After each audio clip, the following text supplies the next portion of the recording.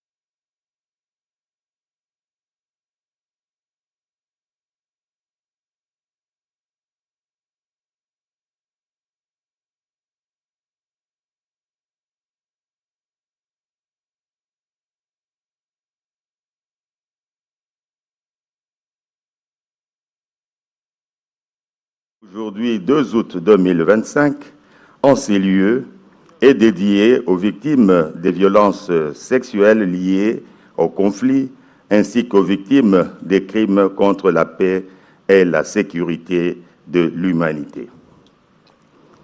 Le programme de la cérémonie s'articule de la manière suivante. Bien avant l'allumage de la flamme de Génocoste, par votre Excellence, Monsieur le Président de la République, il est prévu plusieurs prises de parole par les personnalités suivantes.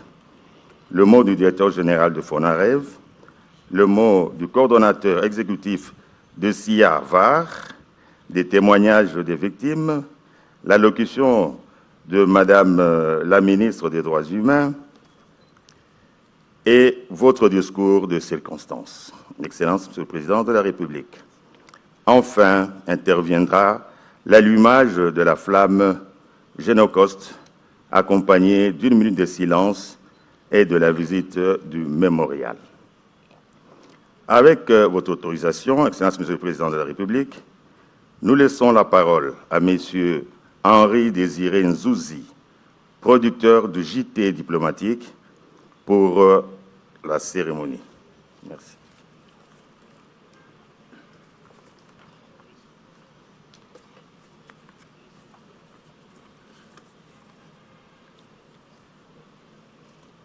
Excellence, Monsieur le Président de la République, chef de l'État, avec l'expression de nos hommages les plus déférents, très distinguée Première Dame, honorables Excellences, Mesdames et Messieurs, distingués invités, c'est ici le lieu de planter le décor en ce jour si mémorable. En ce 2e jour du mois d'août de l'an de grâce 2025, nous nous inclinons pour honorer la mémoire des innombrables victimes du Génocoste, un chapitre sombre, trop souvent minimisé, voire souvent occulté, de l'histoire contemporaine récente. Aujourd'hui encore, des portions entières du territoire national de notre cher et beau pays sont le théâtre d'une exploitation brutale et systématique, orchestrée pour des gains économiques, au mépris de la dignité et de la vie humaine. Des millions de Congolais ont péri, victimes de la cruauté, de la cupidité et de l'indifférence du monde. Depuis plusieurs années maintenant, le Congo, terre bénie de nos ancêtres, a été transformé en un gigantesque champ de souffrance et de désolation. Les viols massifs, les massacres à grande échelle, les villages décimés, les familles déchirées, les terres pillées, toutes ces atrocités ne sont pas seulement des faits, mais des blessures encore vives et ouvertes dans notre mémoire collective. L'or, le coltan, le lithium, les minerais critiques et stratégiques, puisqu'il en est question malheureusement de nos jours, sont devenus les funestes symboles de richesse pour les uns et les marqueurs sanglants d'une tragédie humaine incommensurable. Nous rendons hommage à ces hommes et ces femmes, ces enfants dont les vies ont été sacrifiées sur l'autel du profit.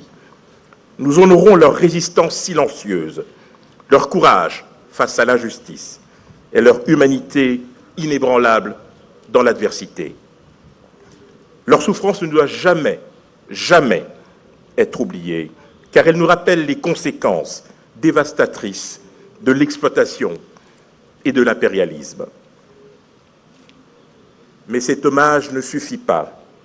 Il doit s'accompagner d'un engagement ferme à ce que de telles atrocités ne se reproduisent plus jamais. Nous devons exiger la vérité, la reconnaissance et la réparation. Nous devons éduquer les générations futures sur cette histoire afin qu'elle ne soit pas réduite à des statistiques, mais que leurs noms et leurs histoires soient portés par le vent de la mémoire. Aux familles des victimes, à leurs descendants et à tous ceux qui portent encore les cicatrices et les stigmates de ce génocide, nous disons aujourd'hui ensemble, vous n'êtes pas seuls. Votre douleur est entendue, votre résilience est admirée et votre quête de justice est légitime. Puissent les âmes des disparus reposer en paix et que leur sacrifice nous inspire à bâtir un monde plus juste, plus équitable et plus humain. En ce jour de commémoration, nous disons plus jamais l'exploitation, plus jamais le silence, plus jamais l'oubli. Que la mémoire des victimes du génocide congolais soit une lumière qui guide nos pas vers un avenir où la dignité humaine est sacrée et où la justice triomphe de l'oppression. Nous nous souvenons, nous honorons et nous agissons. Et puisqu'il faut agir, il m'est agréable de pouvoir inviter Monsieur le directeur général du FONAREV pour sa prise de parole. S'il vous plaît.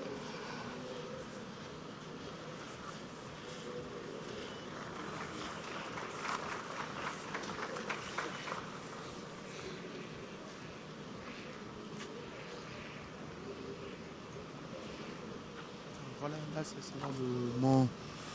la série de prises de parole, après celle du MC, avec son mot introductif. Excellence, Monsieur le Président de la République, chef de l'État, avec l'expression de mes hommages les plus déférents.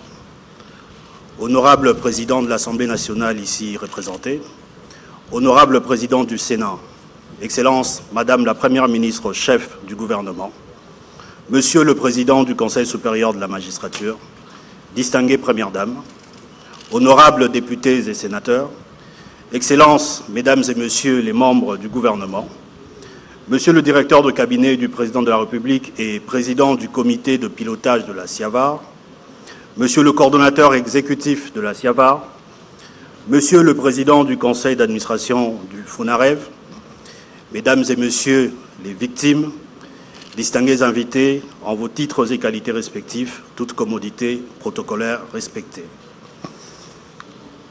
En ce 2 août 2025, la République démocratique du Congo s'arrête pour se souvenir, pour honorer ses morts, pour écouter ses survivants, pour refuser l'oubli, pour faire vivre la mémoire, rendre justice aux douleurs et transformer le deuil en un espoir collectif.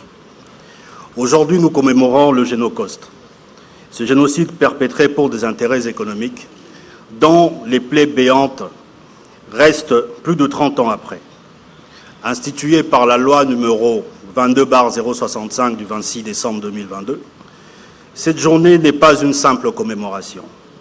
Elle est un acte de vérité, une exigence morale, une réponse de la nation à l'indicible, une interpellation des consciences, un appel à la mémoire partagée et à la justice attendue. Ce jour, la République ne se contente pas que de se souvenir. Elle s'engage, elle écoute les silences lourds des survivants, éclaire les zones d'ombre dans l'histoire et refuse que le passé soit enseveli sous l'oubli. Le Génocauste ne doit pas seulement être reconnu, il doit être compris, enseigné et réparé. Le Génocauste, c'est la somme des douleurs éclatées sur l'immense corps de la République. C'est Kassika, avec ses femmes éventrées, ses prêtres tués dans leur sacristie, un sanctuaire profané. C'est Makobola, endeuillé le dernier jour de l'an 1998, 500 âmes fauchées au seuil d'une nouvelle année. C'est Kisangani, ville martyre d'un affrontement fratricide entre deux armées étrangères, où plus de 1000 civils furent sacrifiés sur l'autel des intérêts économiques et géostratégiques. C'est Beni, où la machette devint le langage des terreurs. C'est le Grand Kassai, meurtri par le conflit Kamwina Nsapu, théâtre d'une tragédie humaine, aux milliers de morts passés trop vite sous silence. C'est le Grand Bandundu, avec des milliers de victimes exposées à la violence du phénomène Mobondo. Le Génocauste, c'est ce cri que le temps n'a pas étouffé. C'est l'histoire que l'on refuse de bâillonner. Une mémoire insurgée contre l'impunité, une exigence de justice portée par tout un peuple. C'est aussi toutes ces femmes violées, mutilées, brûlées, dont les corps portent les stigmates de la barbarie dont les silences hurlent encore. Ce sont tous ces enfants devenus orphelins, leur rire volé, leur avenir fracturé qui grandissent avec le poids d'un passé qu'ils n'ont pas choisi. Ce sont ces villages silencieux, vidés de leur âme, que la violence a transformés en cimetières anonymes. Le Génocauste, c'est cette tragédie plurielle. Des chiffres qui ne diront jamais la souffrance, des noms que l'histoire oublie trop vite. C'est une mémoire blessée, une plaie nationale qui ne peut guérir sans vérité, sans reconnaissance, sans justice. Le Génocauste, c'est le démantèlement brutal des liens qui nous unissent. Famille, langue, culture et mémoire. C'est la volonté froide de nous disperser, de déraciner nos peuples, de fracturer ce qui fait notre humanité collective. Ces atrocités ne relèvent pas seulement de la violence physique. Elles visent notre essence, notre droit d'exister en tant que communauté souveraine et digne. C'est l'identité qui s'efface sous les cris, les richesses confisquées dans le sang, les terres vidées de leurs gardiens pour que d'autres s'en emparent sans légitimité. C'est l'histoire qui bégait sous le poids du pillage, une tragédie qui se perpétue dans le silence, trop souvent complice de ceux qui savent mais ne parlent pas.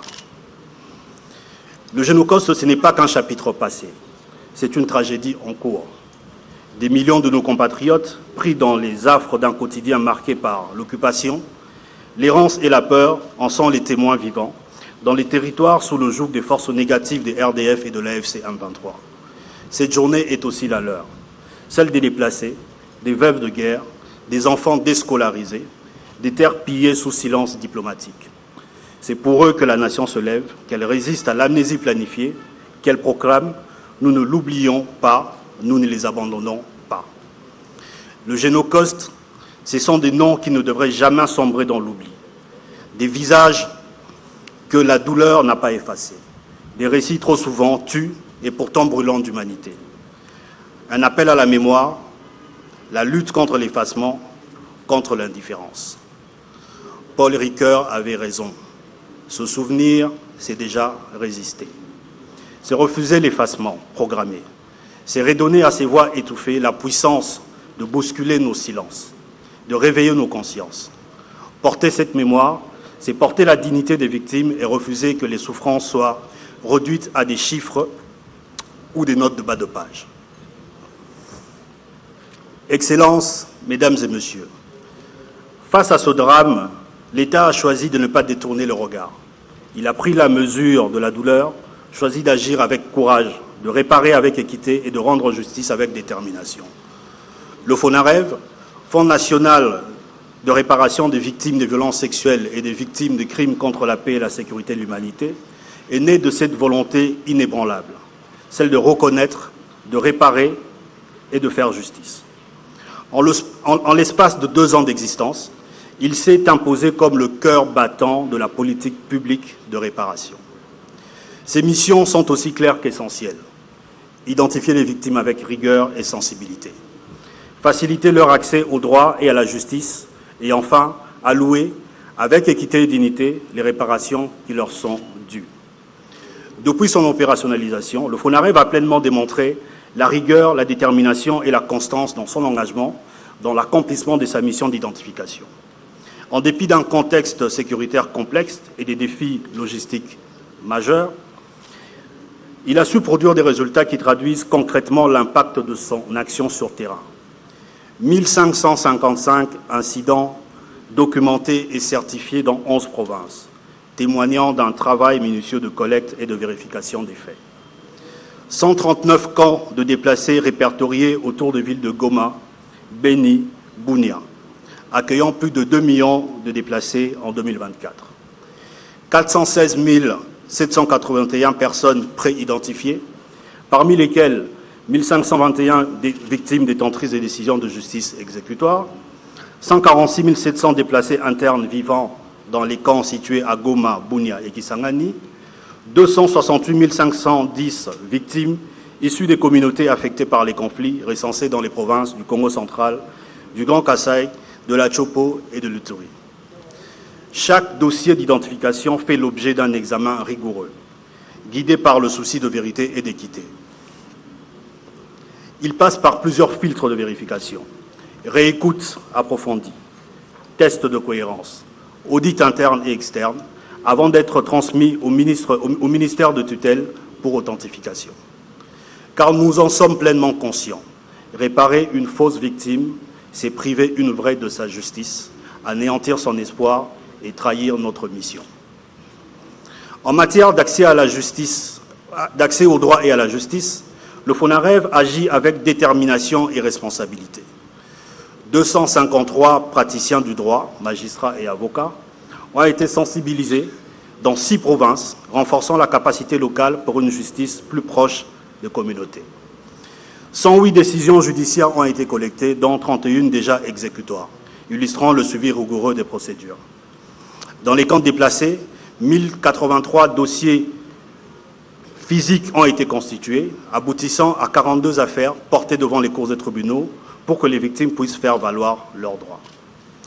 C'est là une justice en mouvement, un engagement pour que chaque voix blessée retrouve sa force dans les prétoires. En juillet dernier, le FONAREV a franchi une étape décisive en validant sa stratégie opérationnelle de réparation. Véritable feuille de route pour les actions à venir dans ce pilier essentiel. Cette stratégie prévoit notamment le lancement des programmes pilotes de réparation administrative qui comprendront l'indemnisation financière, la prise en charge médicale, le soutien psychologique et la réinsertion économique. Au moment où se déroule cette commémoration, plus de 200 victimes détentrices de décisions de justice sur les 312 ciblées sont en train de recevoir leur indemnisation financière dans les provinces du Congo central, de l'Ituri et du Grand Kasaï. Le déploiement des programmes d'éducation à la paix en faveur des jeunes et des leaders communautaires. Les lancements des travaux de réhabilitation ou des constructions de certaines infrastructures scolaires et hospitalières détruites à cause des conflits et pour lesquels les appels d'offres ont déjà été lancés conformément à la procédure de passation des marchés publics. La poursuite de la mise en œuvre des mesures provisoires urgentes qui permettent d'intervenir en faveur des victimes avant la finalisation de la phase d'identification formelle. Ce programme de mesures provisoires urgentes mis en œuvre par le FONAREV a déjà permis de produire des résultats tangibles sur le domaine des réparations. Depuis 2024, il a notamment permis de soigner plus de 20 000 victimes gratuitement à travers des cliniques mobiles déployées dans 10 camps de déplacés dans le Nord Kivu, à Kisangani, en Ituri et en faveur des déplacés vivant en famille d'accueil.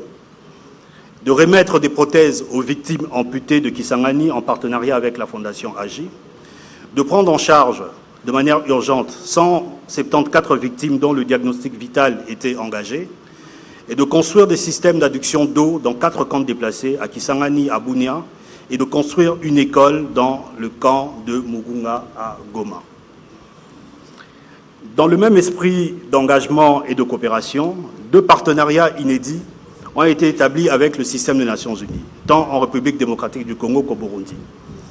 Ces alliances stratégiques ouvrent la voie à une synergie renforcée entre les efforts nationaux de réparation et les dispositifs internationaux de protection des droits humains.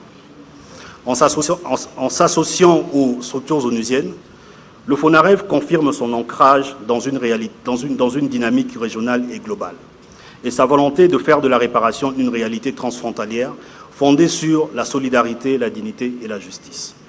Grâce au financement octroyé par le FONAREV aux agences des Nations Unies, une réponse multisectorielle à grande échelle est désormais possible. Enfin, le lieu même où se tient cette cérémonie constitue une forme de réparation en soi, et non des moindres. Ce mémorial, érigé avec détermination en l'espace d'1 mois, est plus qu'un édifice. Il est le premier site national dédié à la mémoire des victimes du Génocoste. Il incarne la volonté inébranlable de l'État de faire mémoire, de refuser l'oubli et d'honorer la dignité de celles et ceux dont l'histoire fut trop longtemps étouffée. Mais il ne sera pas le seul. Le musée du Génocoste, actuellement en gestation, incarnera bientôt un lieu de vérité, d'histoire et d'éducation. Pensé comme un espace de transmission et de justice mémorielle, ce musée portera les voix longtemps étouffées, éclairant les consciences pour bâtir un avenir fondé sur la reconnaissance et la dignité. Et d'autres sites mémoriels verront le jour dans les provinces meurtries, comme autant de phares dressés contre l'oubli. Chacun d'eux témoignera du courage des survivants, de la résilience des communautés et de la volonté de panser les plaies encore béantes. Excellences, Mesdames et Messieurs, oui, notre mission est immense et les défis sont bien réels. L'enclavement de certaines zones touchées ne représente pas seulement un obstacle logistique. Il rend gravement difficile les opérations sur le terrain et enflamme les coûts opérationnels, ralentissant ainsi l'élan de réparation et de mémoire que nous portons. L'insécurité persistante dans certaines régions expose nos agents à des dangers multiples et quotidiens lorsqu'ils sont déployés sur le terrain.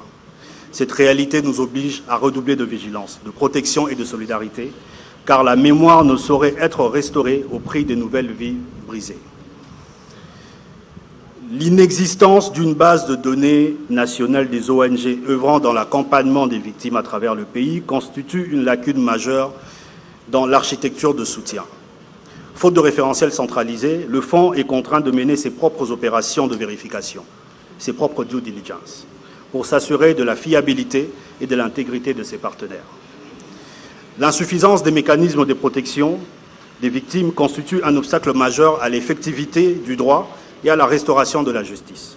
Trop souvent, seuls et ceux qui osent parler sont exposés à des intimidations, à des représailles, voire à des disparitions importantes.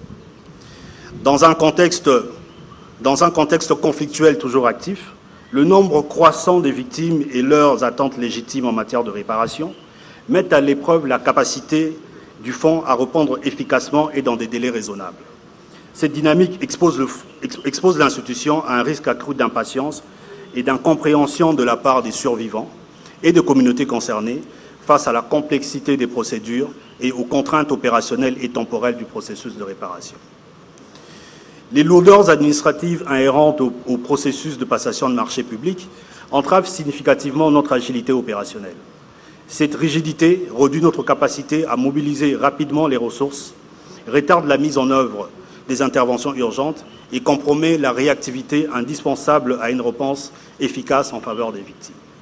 Il devient nécessaire d'explorer des mécanismes flexibles et sécurisés permettant d'accélérer les procédures tout en garantissant la transparence et la conformité réglementaire.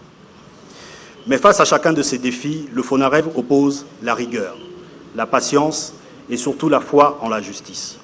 car si les obstacles sont nombreux, notre engagement l'est davantage.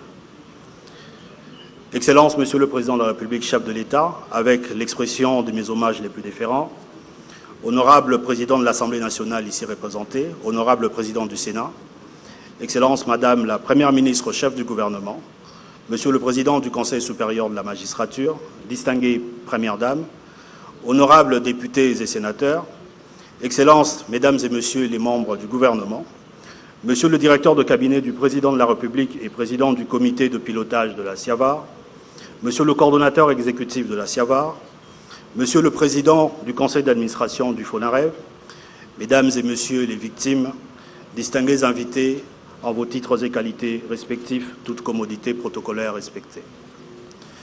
Je ne saurais clore ce mot sans rendre un hommage appuyé à toutes celles et ceux qui, au sein comme en dehors du FONAREV, œuvrent avec abnégation pour cette noble mission. À tous les agents du FONAREV, ainsi qu'aux agents d'identification déployés sur l'ensemble du territoire. Recevez ici l'expression de ma profonde reconnaissance pour votre travail exemplaire et les sacrifices consentis chaque jour au service des victimes. Aux acteurs étatiques et non étatiques de l'écosystème engagé aux côtés des victimes, merci pour votre fidélité et votre implication et votre humanité. Et surtout aux victimes elles-mêmes, nous disons notre admiration la plus sincère pour leur résilience, leur courage et la confiance qu'elles nous témoignent. Comme le disait Nelson Mandela, rendre justice aux victimes, c'est redonner la dignité à la nation. En ce jour solennel, cette phrase devient notre cri de cœur, notre boussole. N'est pas répéter, n'est jamais oublier, commencer à guérir. Plus jamais seul, je vous remercie. N'est jamais oublié et plus jamais seul. Voilà, c'était là le mot du directeur général du FONAREF. Merci infiniment, Monsieur le directeur général du FONAREF. Après le poids des mots, peut-être serait-il utile de nous faire une opinion à travers les images. Je demande donc à la technique de bien vouloir diffuser le spot institutionnel du Génocost.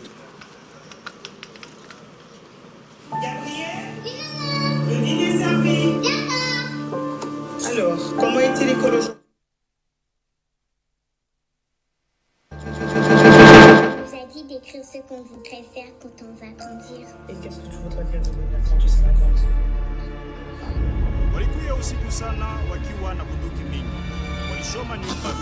Les images qu'on ne pourra pas vous diffuser, vues de Goma après les combats où les FARDC se sont héroïquement battus, sont d'une horreur indescriptible. Les forces spéciales rwandaises sont intervenues et un peu plus tard dans la journée a été aperçu marchant dans la ville, entouré des forces spéciales, sans aucune gêne, un des leaders du M23.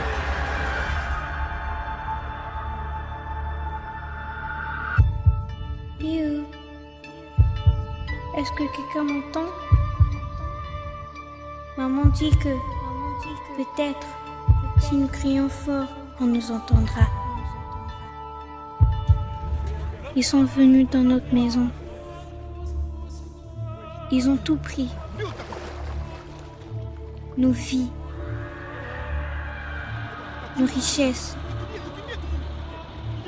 Ils ont détruit tant de choses. Mais combien faut-il encore pour que ça cesse? J'ai très mal. Mal partout. Papa est tombé. Qui prendra soin de nous? Pourquoi on nous regarde comme si on n'existait pas? Maman crie. Pourquoi personne ne vient nous aider?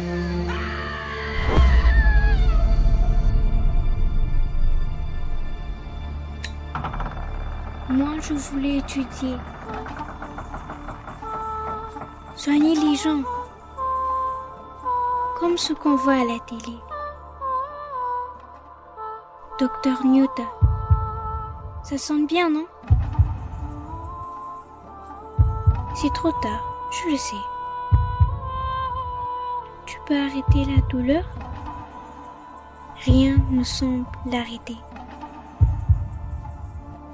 Il nie. Il continue. Ma vie. À quel prix? J'ai une dernière prière. Ne pas oublier. Ne jamais répéter. Et commencer à guérir.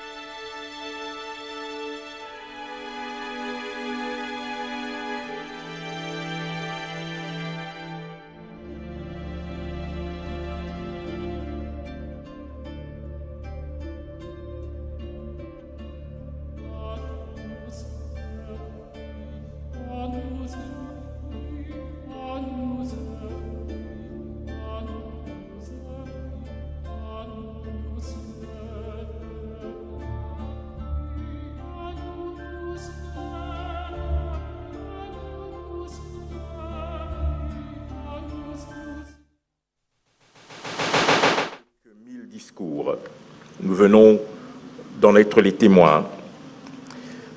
À la suite de M. Patrick Fata, directeur général du FONAREV, qui a développé ici la préoccupation de l'institution qu'il dirige, je vais donc inviter le coordonnateur exécutif du comité interinstitutionnel d'aide aux victimes et d'appui aux réformes, M. François Kakessé.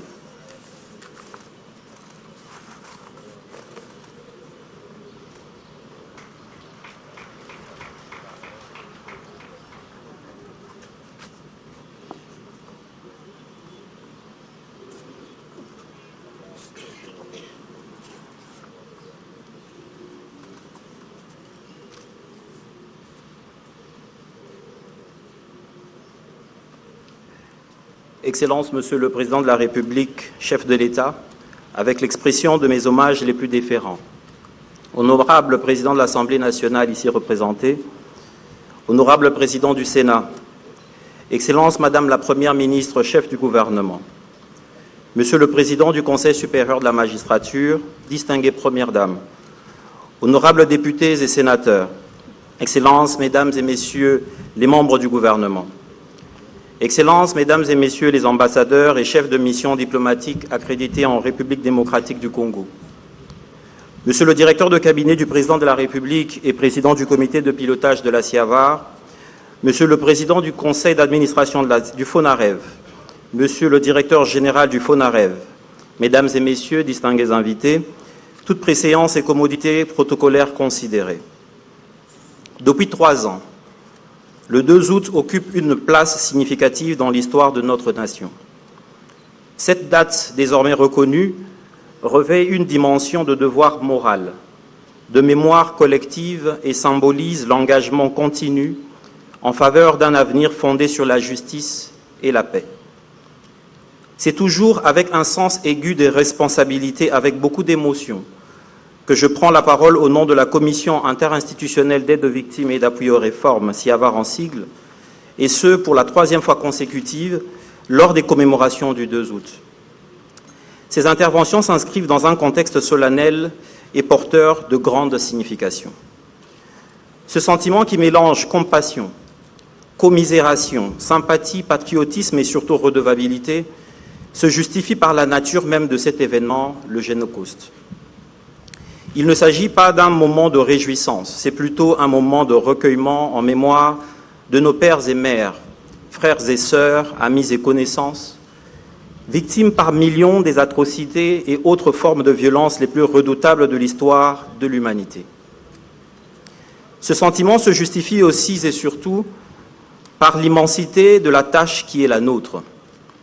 Cette tâche est tributaire d'un engagement solennel et historique que son Excellence, Monsieur le Président de la République, chef de l'État, Félix Antoine Tshisekedi Tshilombo, a pris à l'égard des victimes lors des premières commémorations le 2 août 2023, en leur disant, je cite, « Plus jamais vous ne serez seuls ».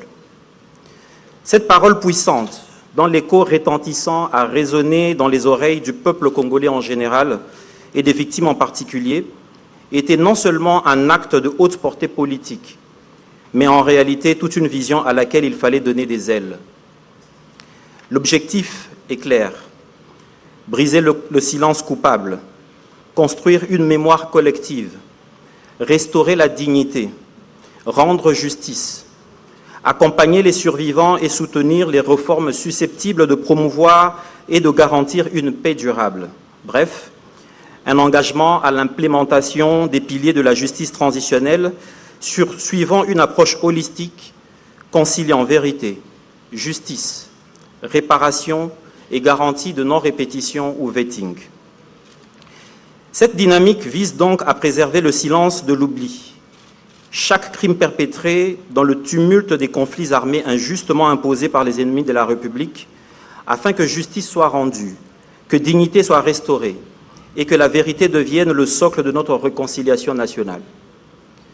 C'est dans ce contexte qu'un premier cadre normatif historique, exclusivement dédié au sort des victimes, a été mis en place.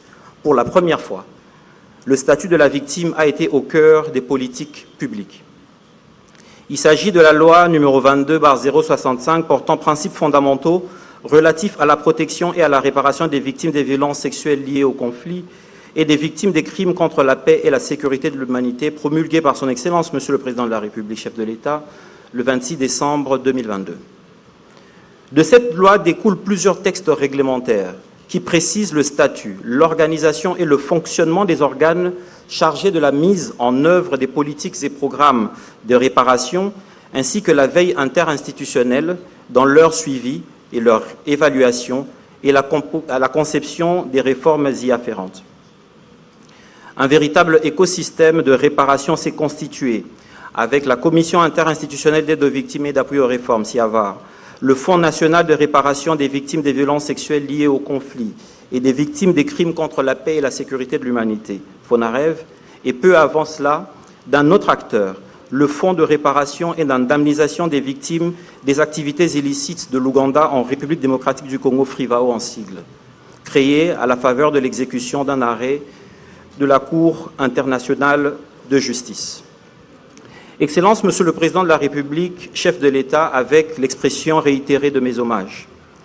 Vos attentes, et à travers vous, celles des victimes, sont à la mesure de notre engagement pour la restauration de la dignité, de la justice et de la réparation des victimes.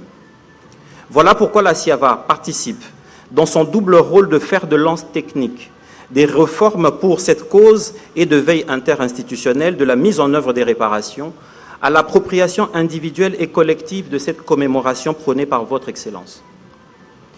Dans son rôle de veille interinstitutionnelle des réparations, aussitôt mise en place, la CIAVAR s'est déployée dans la mise en œuvre des assignations suivant une approche inclusive.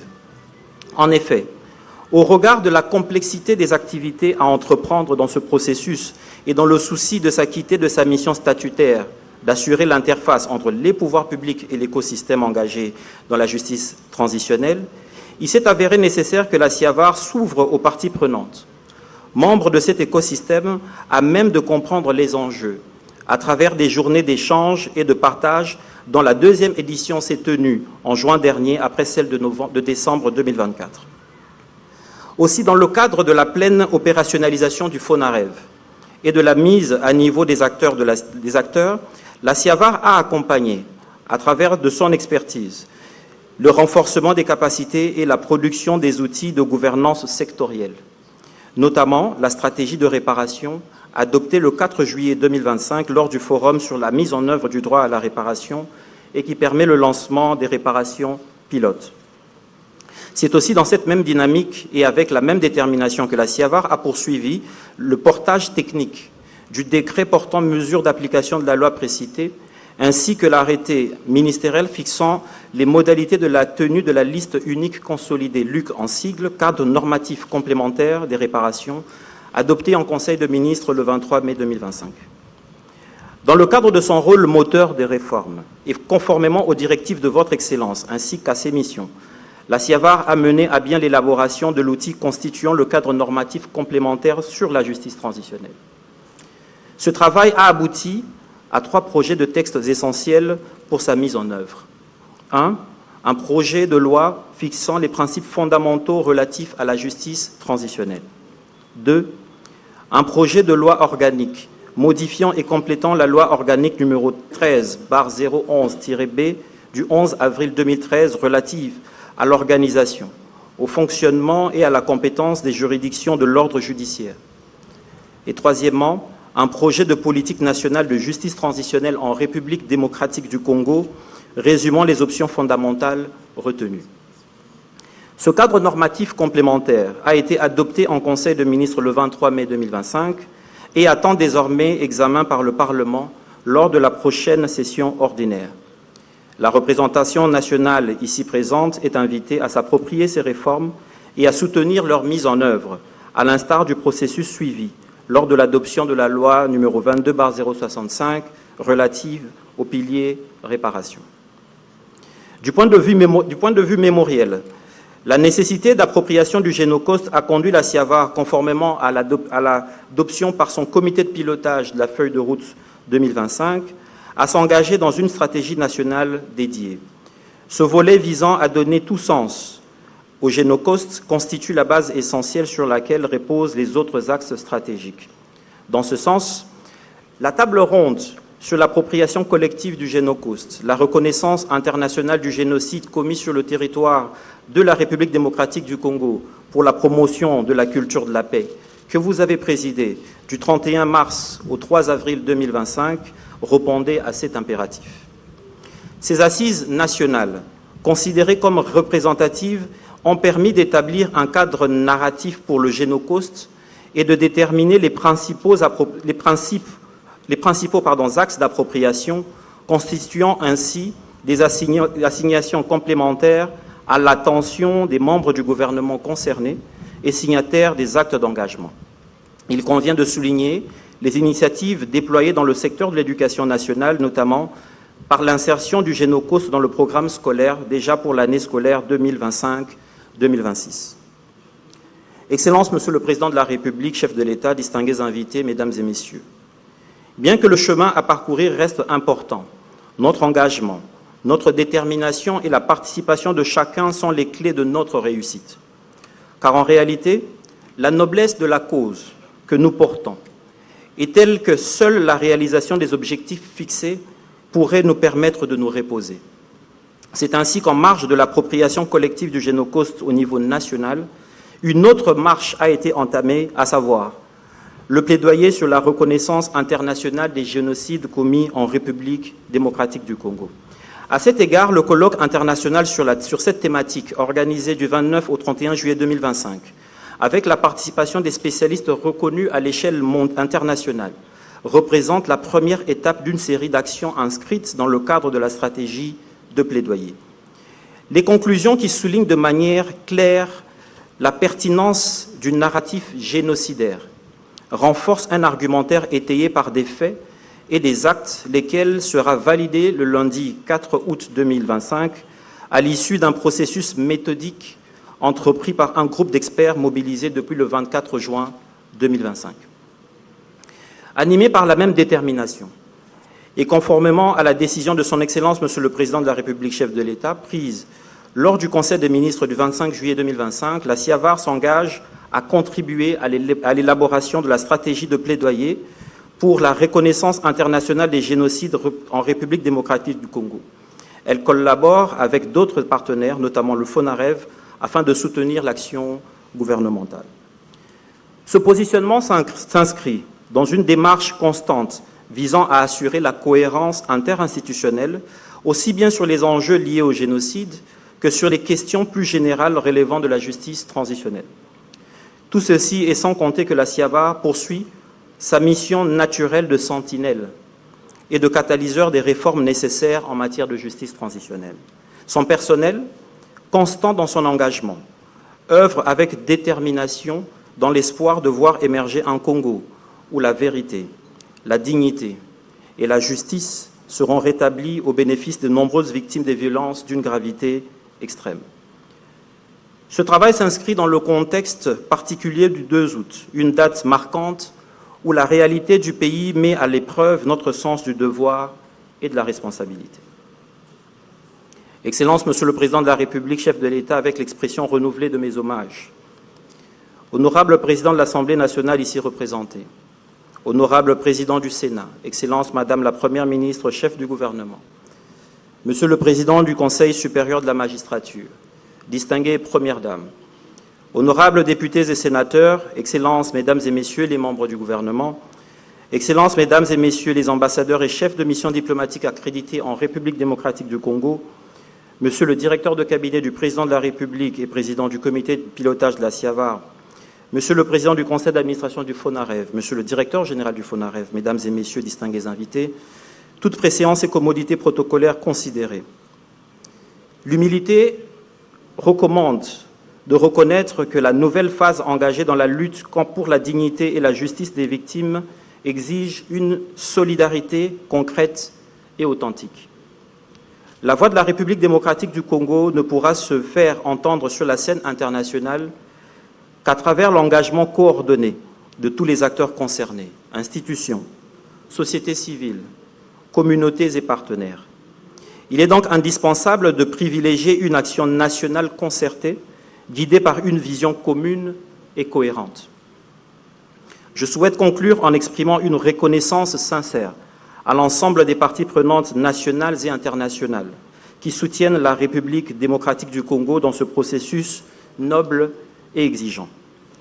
Leur engagement constant illustre la volonté de promouvoir la vérité, la justice et la mémoire collective.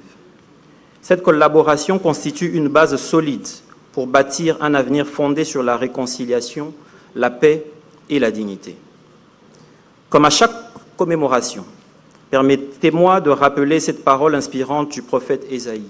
« Lève-toi, sois éclairé, car ta lumière arrive, et la gloire de l'Éternel se lève sur toi. » Ésaïe 60, au verset 1. Ne pas oublier, ne jamais répéter, commencer à guérir. Je vous remercie.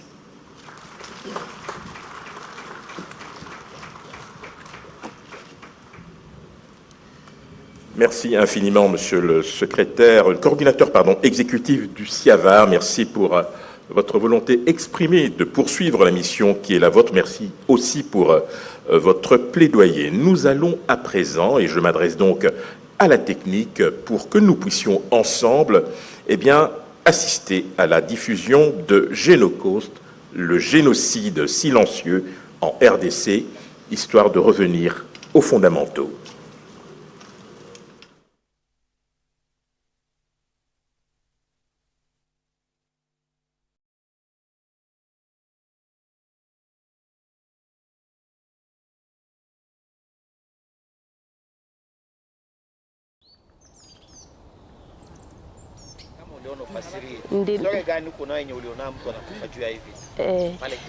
Niliona watu wa mingi na muko wenzangu wenye walikufaka na watoto wetu wa mingi wenye walikufaka, tunabacha kula hata na tufanye nini na tuwabazike juu ya kufanya nini na shia ya kuogopa. Tukisema hapa tukibazika na shia watafanya nini, watatuua. Kupicha mtoto wangu wapi mimi wao, Mungu ndaenda wapi? Tumechoka sana. Ona tumeenda mbali na Mungu juu yenu. Les informations en provenance de République démocratique du Congo. Ici, il y avait beaucoup de corps.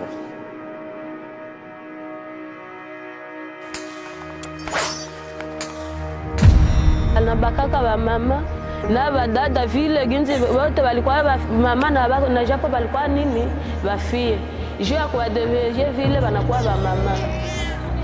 Okay, sounds good.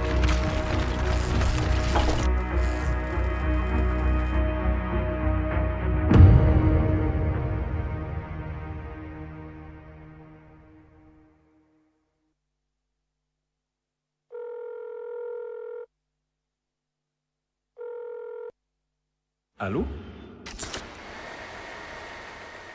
Laissez-moi vous raconter une histoire. Une histoire qu'on ne voit jamais à la télé. Une histoire qu'on a rangée dans un tiroir, mais qui continue de faire mal. Très mal. Et pourtant, cette histoire nous concerne tous. Toi, moi, l'humanité tout entière. Ça se passe au Congo. La République démocratique du Congo. Un nom long comme un roman pour un pays qui a trop souffert. Ce pays, c'est pas juste un point sur la carte de l'Afrique. C'est un vrai trésor. Des forêts à perte de vue, de l'or, du diamant, du cobalt, mais aussi des plaies ouvertes.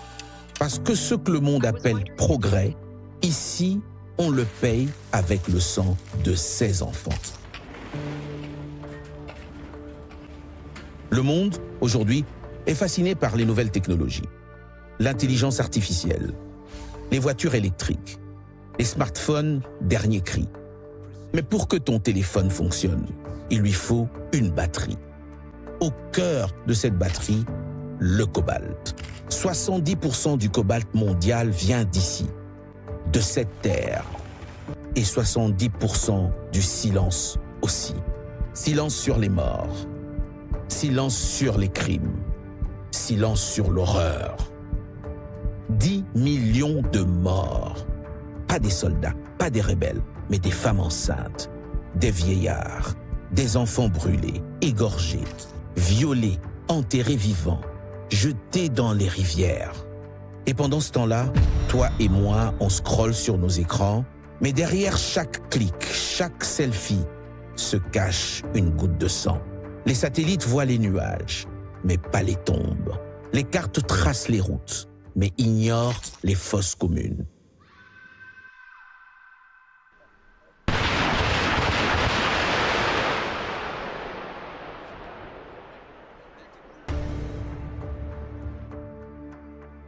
Chaque mètre carré porte un nom. Chaque colline, une fosse commune. Chaque ruine, une histoire, une famille, des rêves effacés. Mais malgré tout ça, la vie obstinément s'accroche. Les arbres dansent encore, le fleuve chante encore, les enfants continuent à rire. Et les fantômes, eux, attendent. Ils sont là. Ils veulent juste qu'on les écoute.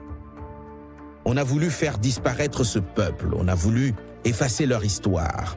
Mais ils sont encore là, debout, dignement.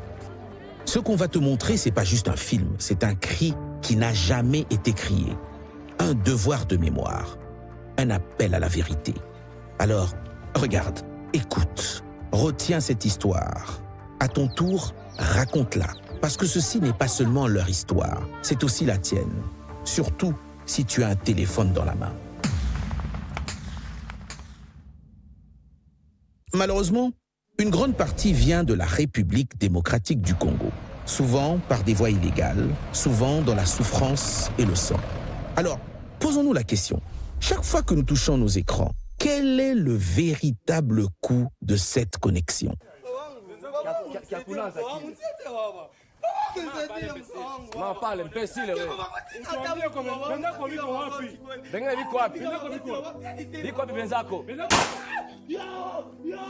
Baviole mwana na désordre.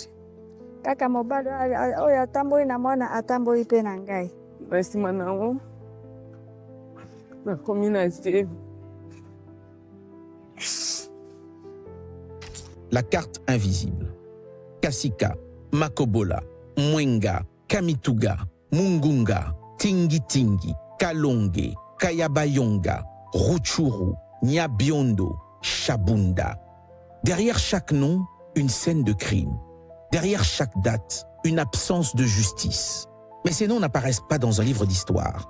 Ils vivent dans la mémoire de ceux qui ont survécu et dans le silence de ceux qui ne peuvent plus parler. Cette séquence est une carte invisible, une carte qu'on n'a jamais enseignée et qu'on ne peut plus ignorer.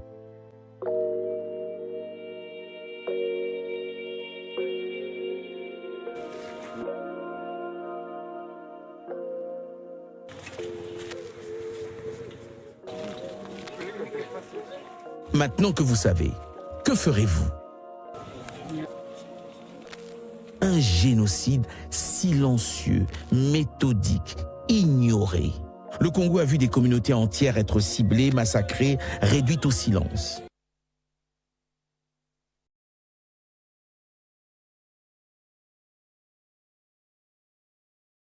Plus de 10 millions de morts, 2 millions de femmes violées, des milliers d'enfants enrôlés ou exécutés, 200 fosses communes documentées. Ces crimes ne relèvent pas du chaos. Ils relèvent d'un système organisé avec des objectifs précis. Prendre le contrôle des territoires, éliminer les opposants et surtout exploiter les ressources. Les populations civiles n'ont jamais été des dommages collatéraux. Elles étaient la cible parce qu'elles vivaient sur des terres riches en or, en cobalt, en coltan, parce qu'elles refusaient de se soumettre. Les méthodes sont connues. Regroupement forcé, exécution à bout portant, viol de masse, enfouissement vivant, incendie, effacement des preuves. Et pendant ce temps, le monde s'équipe. Téléphone, voitures électriques, drones, ordinateurs, nourris par les minerais congolais. Le progrès d'un côté, mais la mort de l'autre. Il n'y a pas de paix sans justice, il n'y a pas de reconstruction sans reconnaissance. Ce film pose une exigence. Que les crimes commis au Congo soient reconnus comme crimes contre l'humanité, comme génocide, que les auteurs soient jugés, que les victimes soient entendues, que la mémoire soit transmise. À la diaspora congolaise, ce récit est votre héritage. Protégez-le, diffusez-le. Aux jeunes du monde entier, vous avez le pouvoir d'agir. Ne vous contentez pas de regarder. Faites entendre votre voix. Le génocide est une réalité. Et tant qu'il ne sera pas reconnu, il se répétera. La justice n'attend plus. Elle vous appelle.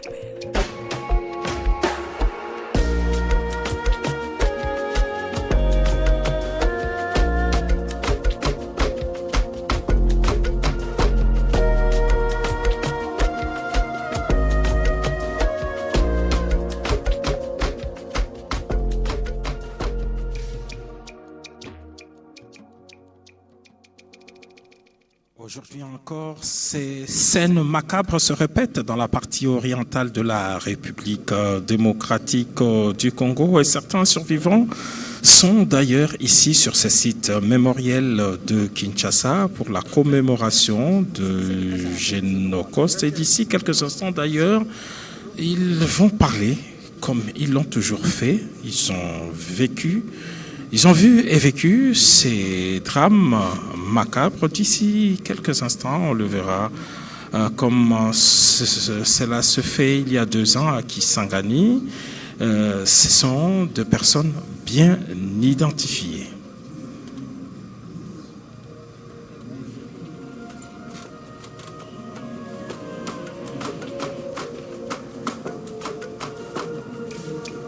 Excellences, Monsieur le Président de la République, chef de l'État, avec l'expression de mes hommages renouvelés, distinguées Premières Dames, honorables, Excellences, Mesdames et Messieurs, distingués invités, qu'y a-t-il de plus éloquent, de plus illustrant, de plus interpellant que des images sorties d'un véritable cauchemar? Et derrière chacune de ces images, derrière chaque mot martelé, eh bien, il y a une vie brisée, des victimes. C'est donc ici le lieu pour nous de pouvoir donner la parole à ces victimes, ces hommes, ces femmes qui ont payé le plus lourd des tributs. Nous allons ensemble découvrir une vidéo, témoignage qui va introduire 3 témoignages qui vous seront donnés ici, en personne, par ces victimes. Nous commençons donc par Anita, qui est une victime qui vit dans l'arrière-pays. La technique, s'il vous plaît.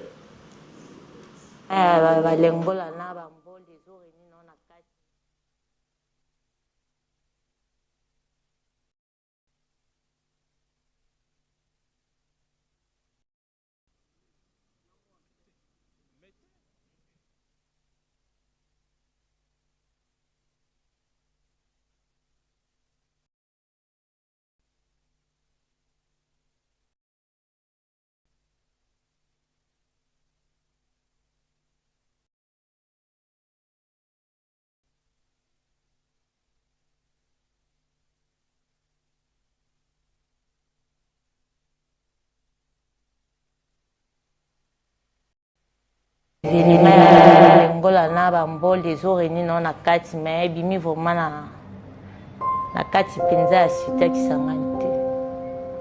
Tokei tokomi na nzela na kati ya zamba na 87 km.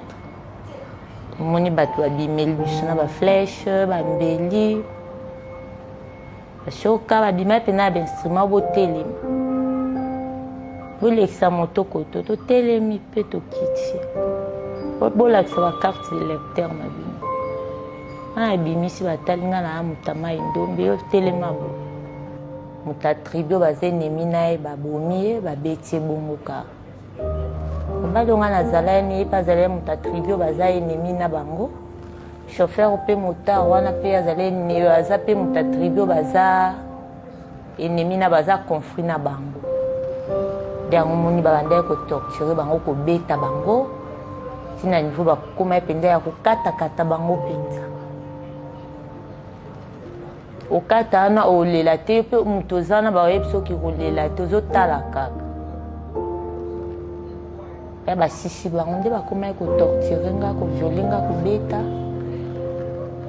biloko bazalaki nango kobetana nde babeti nga na likolo bona ebe eloko mpe buka nga te buka nde baza kobetabeta nga wana nde yango moi nasi retrouve ki na buka na ye ederange nga makasi mobali nga nazala na ye e babomaka ye vraiment esalaka nga mpasi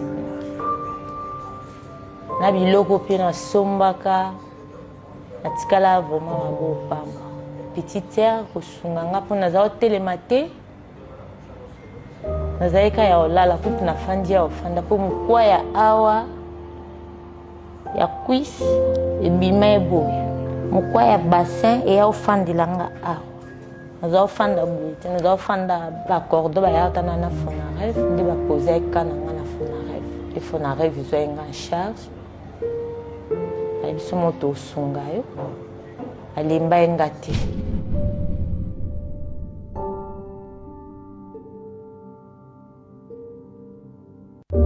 na 120 km nzela ya Ubundu kota babenga Ubundu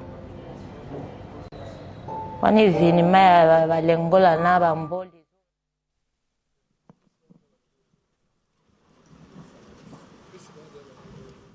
Pour raison de protection seulement, les victimes des atrocités, elle va devoir témoigner devant le couple présidentiel et toutes les personnalités réunies ici. Âgé de 41 na niko na mke na watoto 3. Niko na mke na watoto 3.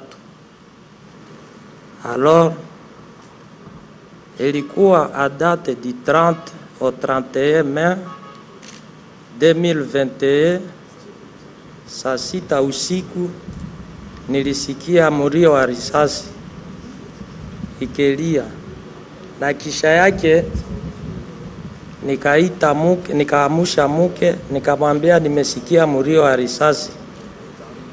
Na kisha yake nilikuwa naishi pamoja nyumbani na mkubwa wangu, nilikuwa kwake, tunakula kwake, tunachangia mafikiri pamoja. Kisha yake yeye pia nikachukua simu nikamuita, nikasema unasikia masasi nalia nje? Akasema ndio. Na pembeni yetu kulikuwa nyumba ya kuze yangu, yeye pia nikaita, nikasema unasikia yenye napitika nje? Akaitika akasema ndio. Kisha baadaye kidogo miniti 5 nikasikia mlio wa risasi ukaendelea, ikakuwa nyingi. Nikaita yeye tena mkubwa wangu kwa turu ya pili, nikasema hapana, hii inafanana sawa na Nord Kivu, kwani niliishi mingi sana Nord Kivu. Nikasema hapana, kwa saa hii nataka toka nje nikimbie niende kwa pori. Na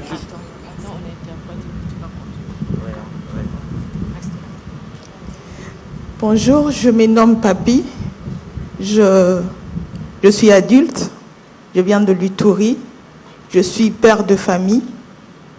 Ça a commencé le 31. Ça a commencé du 30 au 31 mai 2021. où j'étais à la maison. La nuit, j'étais avec ma famille et il y a eu 2 coups de balle qui ont commencé. Et je réveillais ma femme pour lui dire « Est-ce que tu écoutes ?» Après, j'ai appelé ma famille pour leur dire que j'écoutais ces coups de balle et ça me rappelait ce que j'avais vécu au Nord Kivu, parce que j'avais vraiment vécu pendant longtemps au Nord Kivu et ça me faisait peur. J'avais envie de fuir. Kisha yake wakati yenyewe nilisema na mke tuondoke,